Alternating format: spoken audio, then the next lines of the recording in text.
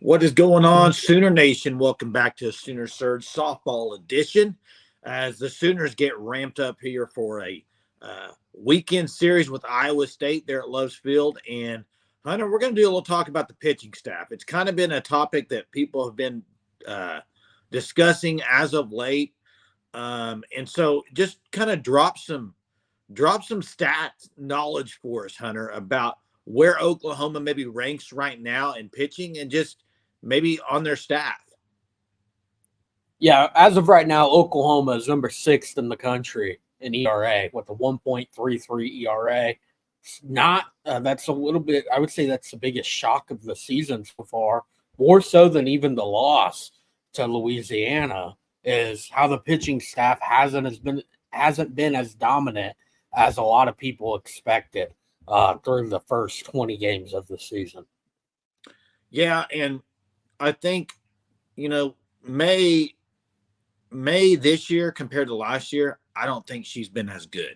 I don't think she's been as maybe the right word is I don't think her control's been as good. And I think that's led her to some bad innings. And really that's what it is with Nicole May. If you look at her overall ERA and her overall through the innings pitched, I think most of the innings goes unscathed, but then there's the few innings that, one inning a game, maybe two, but most of her damage has been done in one inning. And it's been really, that's been her kind of Achilles heel, I think, this year. And between her and Maxwell, really, the long ball's been a problem.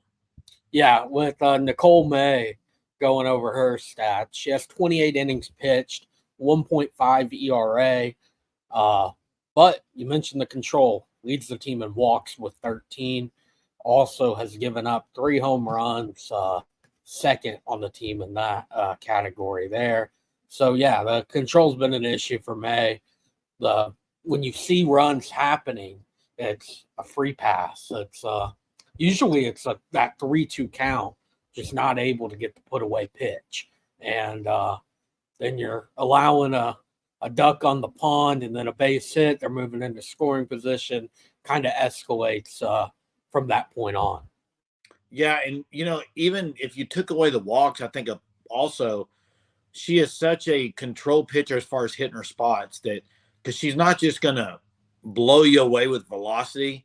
And so she's got to hit her spots. And we've talked about that before, kind of in the baseball terms. We compared it kind of like a Greg Maddux or Tom Glavine, where they're very controlled and oriented on where they hit their spots. So we'll see. Hopefully she gets better and has a great start this weekend. And, Maxwell, another one, Hunter, really at the beginning of the year, I think up until last weekend, we all thought maybe, okay, Kelly Maxwell, I mean, right now she's the ace of the staff, and she still may be, but last weekend was a little, I don't want to say concerning yet, but it was a little bit eye-opening, I think, for some Center fans, because it's not like the competition was stout. I mean, I will say, when they played Miami of Ohio, now they can hit the long ball, but Louisiana, where she struggled, I mean, that was kind of concerning, Hunter. It was an out of the ordinary weekend for Kelly Maxwell. You see it Saturday coming in to close it out. Oklahoma's up 15-0. She gives up 3 runs, long ball, not something you would expect from her. So you expect the next day she gets the start. That's going to be behind her. That's just kind of her one bad inning. And then it really just escalates even more against Louisiana in the game that Oklahoma eventually lost through 8 innings. And right now, Kelly Maxwell, 4th on the staff in ERA, only out of 4 because the other 2 pitchers, Peyton Monticelli and S.J. Guerin, do not have enough innings pitched to be allowed to be ranked in their statistics. You have to have at least 1 inning pitched per game. Those 2 are Monticelli at 10.1 innings, SJ at 6 innings on the year. So just not enough action. But Maxwell, 2.1 ERA in 30 innings, allowed 21 hits, 9 earned runs, 10 walks, 4 wild pitches, 1 hit batter with 31 strikeouts through the first 20 games of the season. Yeah, I mean, just if you were to read me those stats and not tell me it's Kelly Maxwell, I would think that pitcher's struggling, Hunter.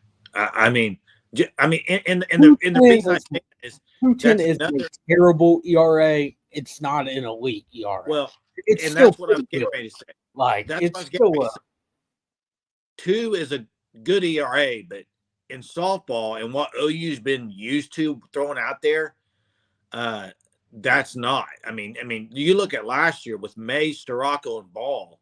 I mean, they were all ones. I mean, it was very, very good.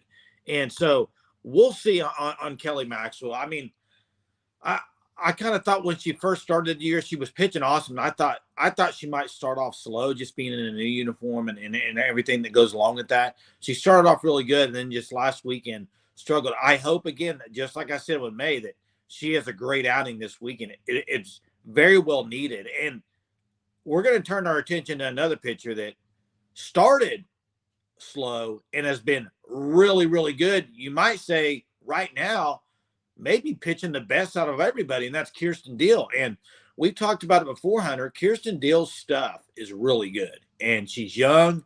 She hasn't been through it. I mean, you look at May and Maxwell; they've been through softball for 4 or 5 years, right?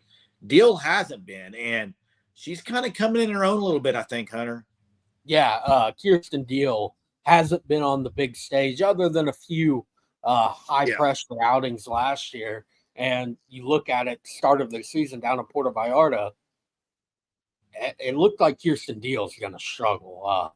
First outing, she didn't allow any runs, but she allowed a few runners on, had to work her way out of a jam. Next outing, she allowed 3 earned runs. But since then, she's had 19 consecutive innings without a run allowed. That's impressive. 21.2 innings on the year, only 15 hits, 3 earned runs, as I mentioned, 6 walks, 25 strikeouts, 2 hit batters, 0.97 ERA. The only Sooner pitcher with a sub-1 ERA. Did not think that would be the case through 20 games for Oklahoma. Yeah, and she's been really good the last 3 starts. I mean, what can you say? She's just been great. And I wonder at what point is Patty, she's been pretty consistent on her pitching, starting pitching, about alternating them, and then every third or fourth, then it'll be Deal. But I wonder, is there going to be a time soon where it's like, nope, Deal's going to start the first of the series, or maybe she starts first and third game. Like, is she going to be that? I don't know. We'll see. I just think, she's got a little bit different mentality, I think, too, and personality. Here's what I'll say, and I don't know if this is true or not. I really don't, Hunter. So maybe you may totally disagree. But when I kind of think of May and Maxwell, I kind of think of pitchers that are really good, pitchers that have been very experienced, but pitchers that will go out there and maybe not want to lose you the game. Whereas I kind of see Kirsten Deal out of there going out there as, hey, give me the ball, I'll win you the game. I think it's kind of hard to say that at this point. Well, but I'm just saying they have more of a quiet personality. Yeah, but Kirsten Deal, I get what you're kind of saying on that. But those two, they're seniors now. They played on the biggest stages. Oh, they've been in everything. Football. Yeah. Like it's just because they're not super emotional, which they are. They're just quiet. They're the silent type leaders. I think it's hard to say at this point. It's only 20 games in the season. Yeah. And then my other thing is, I wonder how much does Patty and Jen Rocha, how much does Jen Rocha play into the rotation on who gets that game 1 start, who gets the game 2, who gets the game 3? I think a lot between the two. Yeah, I do. I kind of do too, because you see Patty Gasso has changed this lineup so much. It's pretty much a different lineup every single game, but pitching rotation has been pretty consistent. It's been May gets your game 1, Maxwell gets your game 2, then Kirsten Deal is your game 3 starter. Carly Keeney got a little bit of starts, some in game 3s, game 4s. Those two could be flip-flopped at times. And you haven't really seen a change. Is this the weekend we see it? I don't know. It's kind of hard to say, because Kirsten Deal did pitch in the midweek against Texas A&M Commerce on Wednesday. So to get start in game 1 on Saturday, who knows? I still think it's hard to imagine something different than May Maxwell game 1, game 2 at this point. That's what it seems like they've been going with. I mean, and we didn't really talk about Keeney, and Keeney, other than last weekend, was another one that was pitching unbelievable. I mean, we did a video before last weekend, said right now she's the hottest pitcher on the team. So I do want to say this. I mean, we're 10 minutes into this video.